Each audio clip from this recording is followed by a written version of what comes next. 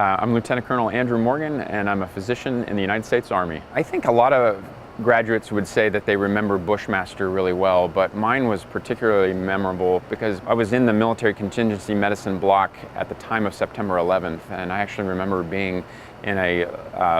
over in Building A in Lecture Room C, listening to a lecture on military contingency medicine being given by Dr. Whiteman when his pager went off just a couple of minutes before the end of a lecture, and he had a page to report to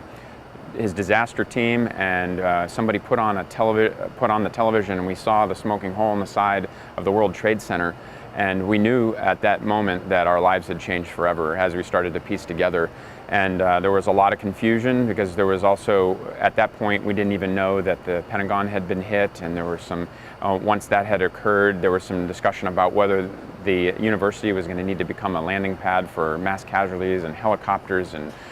discussion of mass blood drives, and it just was an incredibly tense time. And it was during my senior year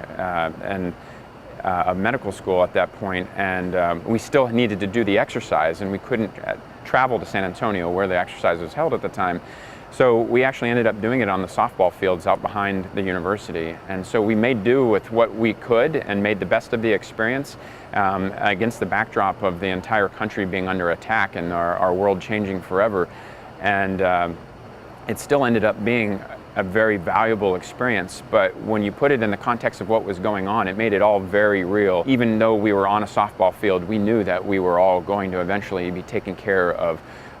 soldiers, airmen, Marines, sailors in combat. And as a result, most of my classmates did have a direct hand in that at some point in their careers. So it was a life-changing moment to be a part of that.